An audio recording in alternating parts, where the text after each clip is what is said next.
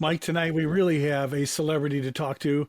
And for those of people out there who don't know who Cristy Lee is, they're really not in the hobby. I think they haven't been paying attention. They need to sign off and forget this podcast.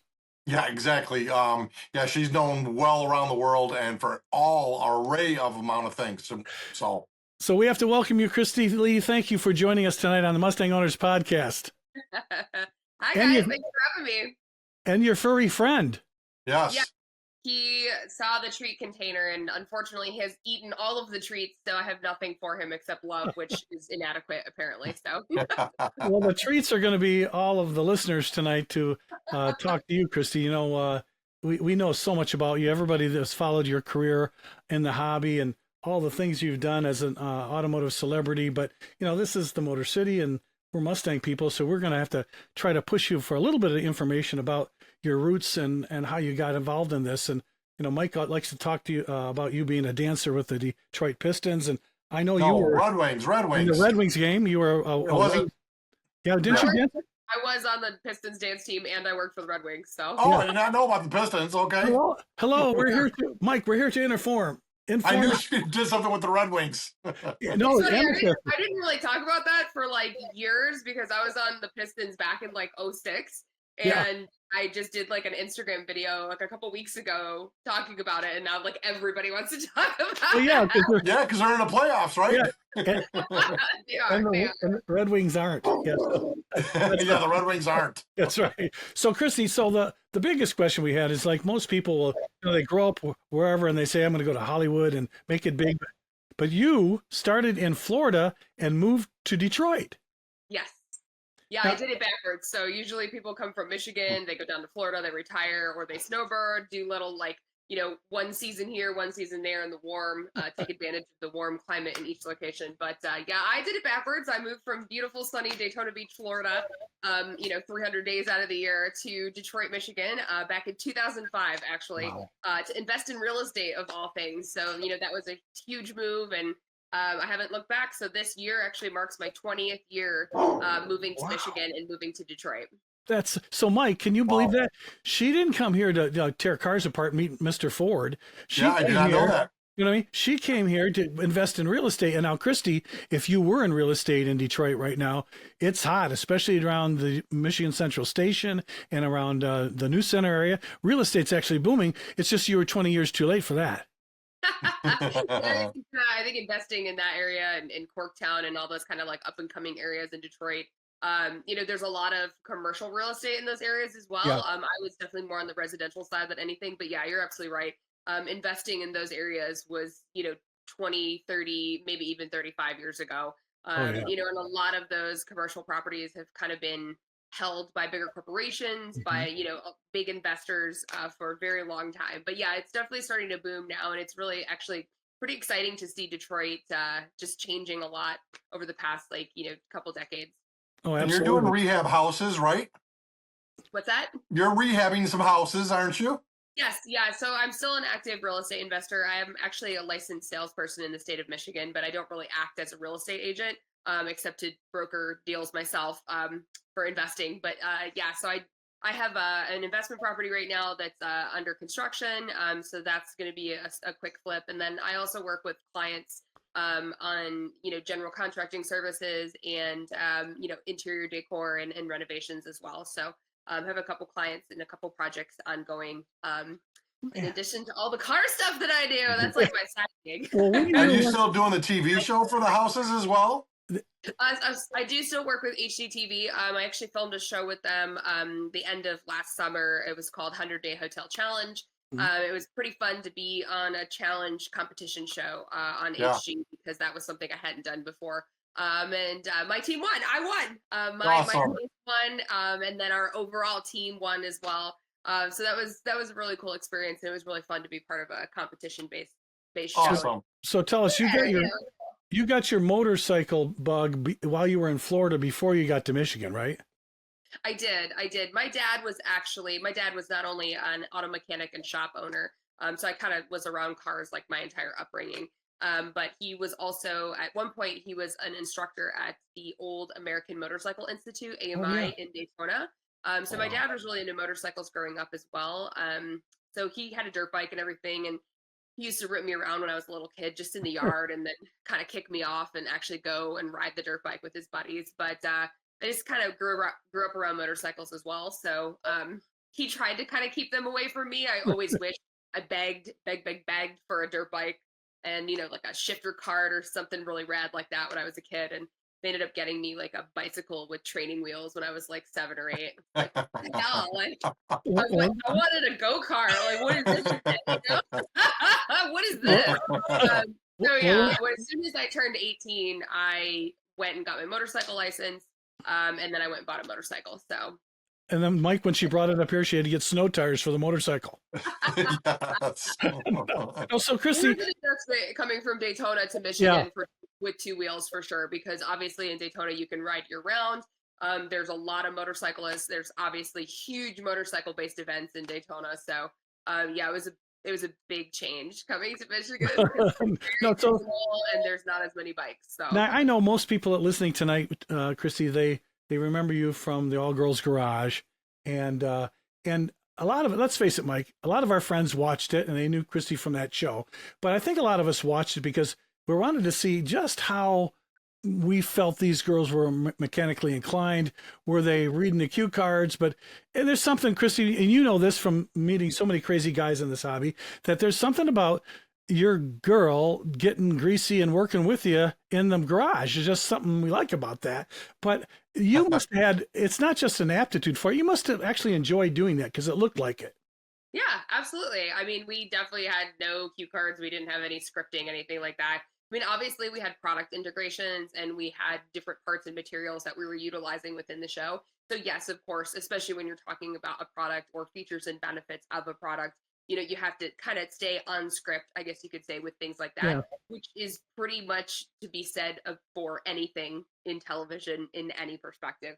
So that wasn't exclusive to our show by any means. But yeah, I mean, it was, everything was off the cuff. It was from knowledge and experience. And, really for me, that show was not only an amazing experience because I got to work with 2 other women and we kind of paved the way for other females within the industry on the broadcasting side. But it was also really a cool opportunity to work on some very amazing projects that I never would have had exposure to. My dad was, I mentioned, a shop owner, but he actually worked on import cars. Obviously, the big 3 presence in Michigan it's very different.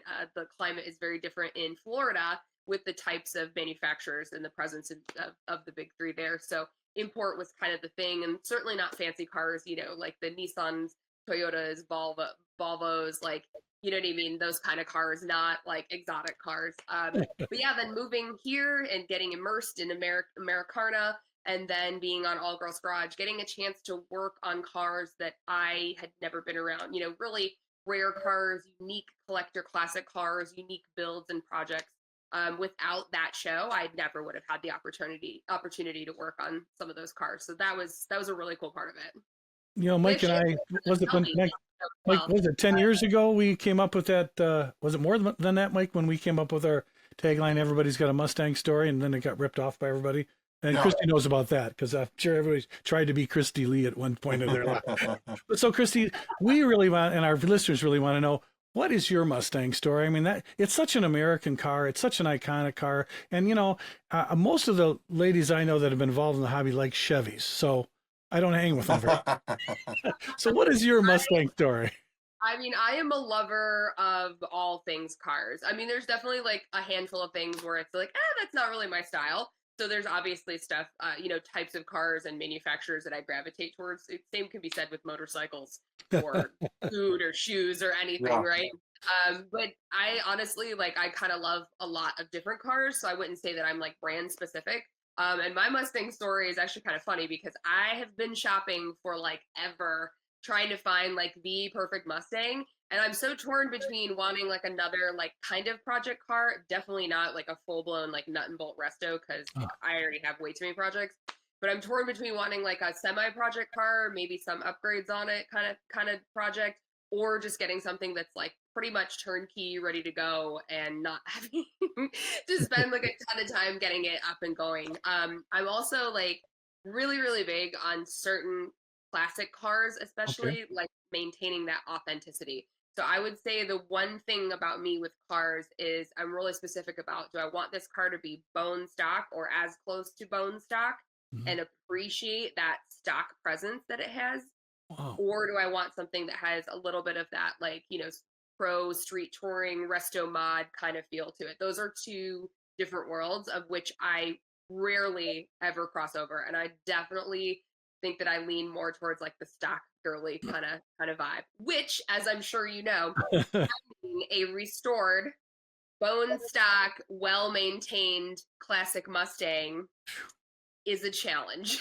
Yeah, it is the So most modified car in the world. So yeah. yeah. So yeah, and that's the big thing too, is that I really don't want like a resto mod, or something that's like an LS drop in it or anything like that. So or big blown engine. I really just want like a stock car, and of course I want the ones that like everybody else wants to. Like I've been scoping like a 70 Mach 1 or like a 69 Boss. Like all the ones that Yeah. everybody else wants. The cool and sexy cars. Yeah. Yeah. Yeah. And then like in a dream world, I'll find something in like Wimbledon white and I can just like drool over it forever. And I'll just keep dreaming on that one. I'll let you guys know how that works out in 10 years. Well, we're sure Or you're I going can to. go to Barrett Jackson and buy one for That's like right. Now, that's what Mike wanted to talk to you about. He said, his experience at Barrett, it's one thing to go there and meet a lot of people in the industry, but it's a one thing to see you who worked that show so much. And Mike was behind the scenes, and he said, "John, look who I'm with," and he'd send me a picture of you at Barrett. I go, that's not really her. No, I met her. I want to say it was 2015. I mean, I could be wrong. So it's been like about 10 years. But yeah, when I was with Roush, I was doing all the Bear Jackson. So every location there was. And Cristy and Chris were running as hosts. And it was great to see her. I look forward to seeing her at all the events and talking to her. She interviewed me at one of the ones at West Palm Beach before. And I've talked to Chris a lot too. I mean, just both amazing people. And I know they're both working with Reed Morales now, who was another great friend that I worked with at Barrett Jackson and at SEMA. He was our contact at SEMA. And I ran into Cristy at SEMA all the time as well. And one of the years, SEMA, Cristy signed autographs in the Roush booth for us for a little while. Right, I did do that. Gosh, that Yep. seems like a lifetime ago now, doesn't Doesn't it? Yeah. And you came to visit me at Roush before too on the bike. And I remember everybody losing their mind that worked there. Mike, who was that girl that was here on the motorcycle? Yes, and obviously all of these experiences that we're talking about, I was only like 16 years old because Of course. And now you're almost 25, right?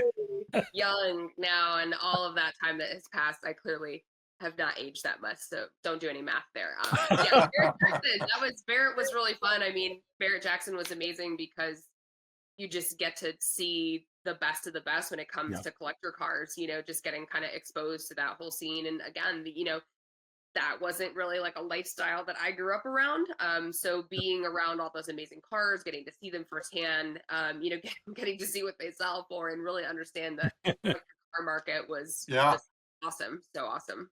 Well, you did break a lot of people's hearts after you finally got married, and and then when the word got out, I remember some people, "Oh no, she really didn't get married." That's an internet myth.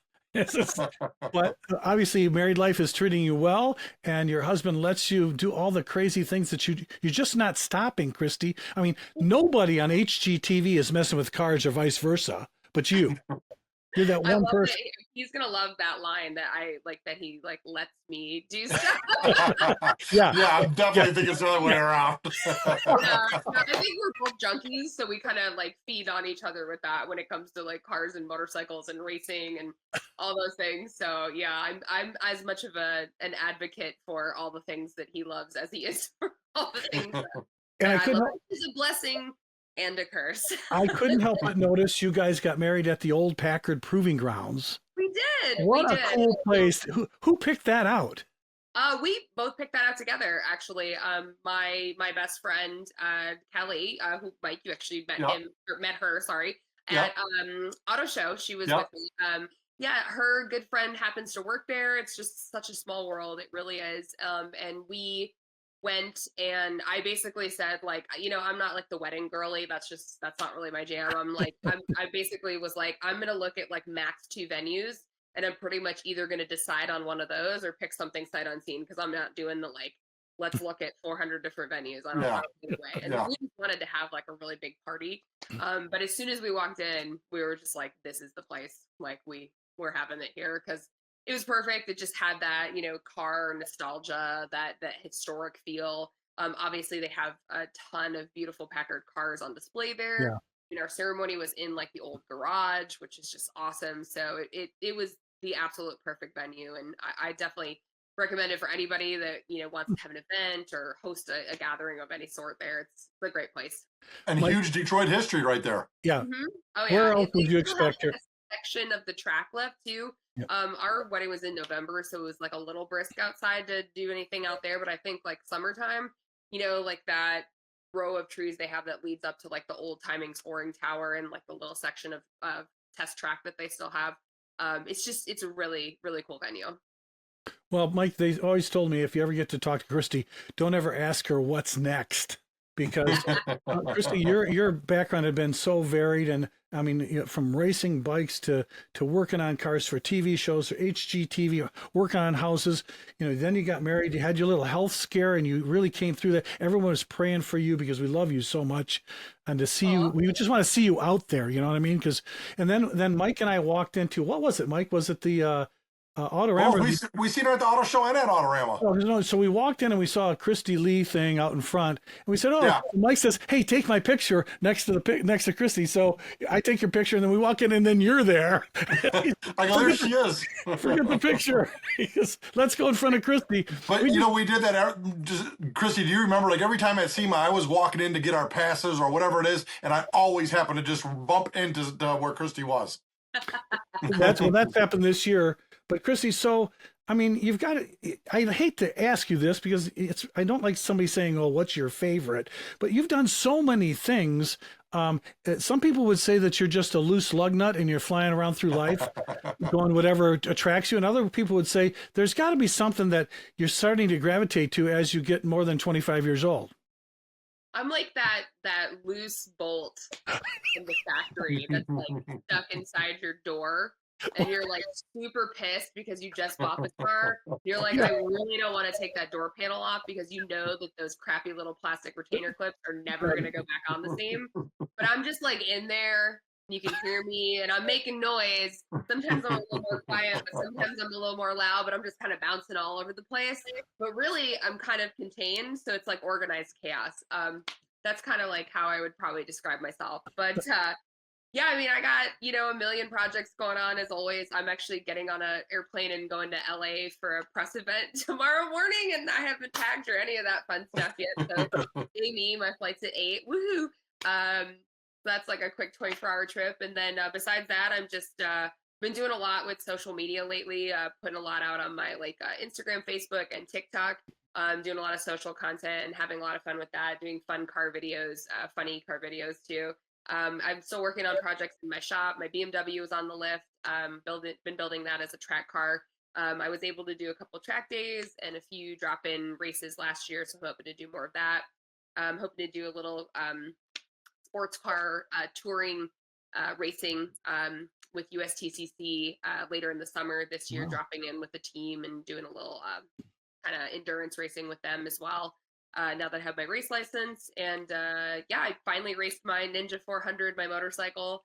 I raced the track last year for the first time. Wow. So maybe I'll do a real legit big bike race again this year, because before that I've only raced the little bikes. So been just doing track days on the 2 wheels. But yeah, so maybe I'll do some more big bike racing this year. And all That's awesome.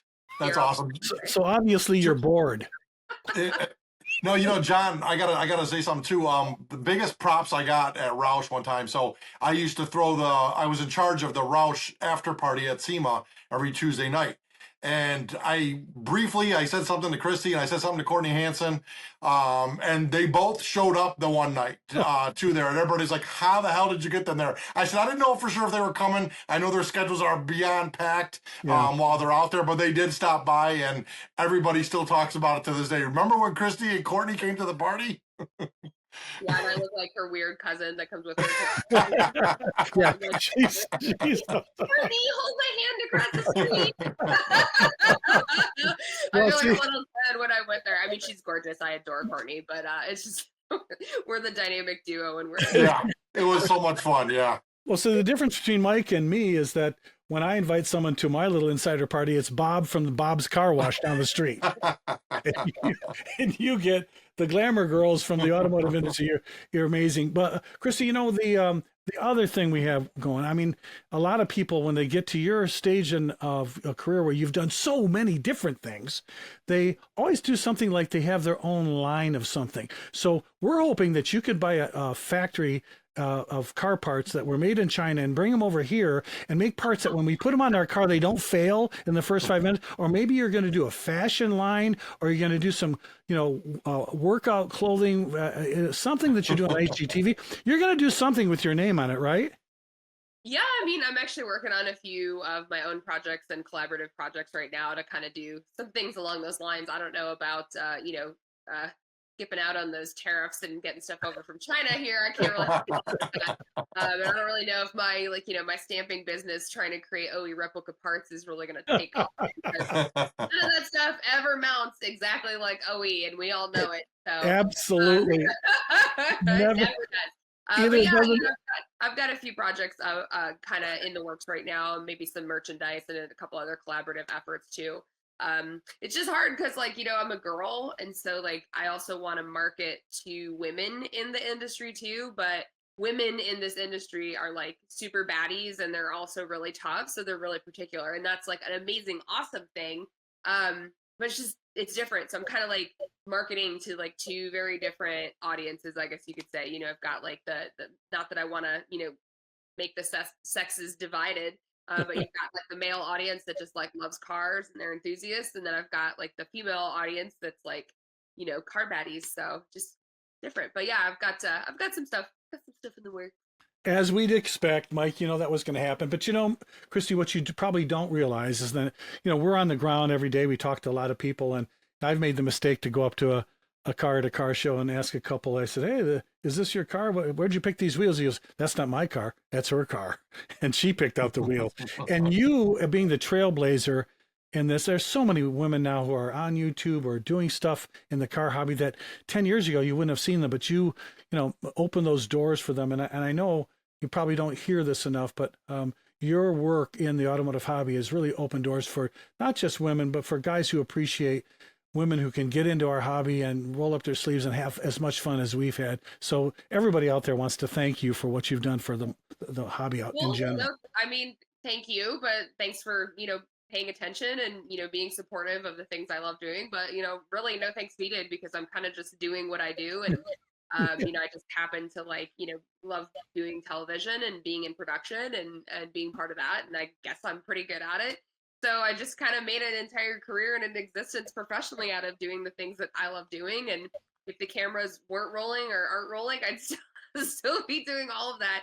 And my life would probably be actually a lot easier, because I wouldn't have to worry about cameras rolling and production crews and filming stuff and filming content, making sure my hair looks nice, and I could just look like a scrub in the garage every day. Which I don't think that's ever happened, Mike. I've seen Yeah. I've seen a lot of Christy footage, and I haven't seen that part of you. But I can tell you this: so when Mike takes his big show takes off, you're going to promise us you'll come back and be a guest on our show when he's a big star.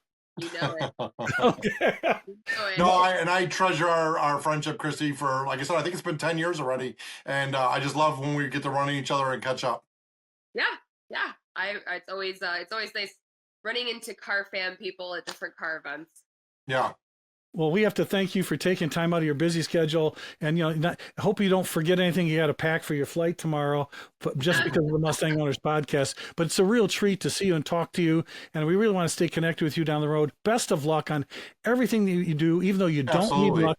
You just keep that energy going, Christy, and we'll be sure to follow you. Thank you. We'll talk next time once I purchase that Mustang. Yes, please. You can count on that happening. Yeah. Thanks very much. And then, Mike, how did you do it? How did you get Cristy Lee on the Mustang Owners podcast? She's one of my all-time favorite, and I'm just very honored that she would take a little bit of time to talk to us tonight. And she's got to be one of your all-time favorites, folks. Thanks for joining us tonight on the Mustang Owners Podcast. And don't forget to hit that subscribe button so you can make sure you get every single new episode that comes down the pike. Until next time, we'll just have to catch you down the road.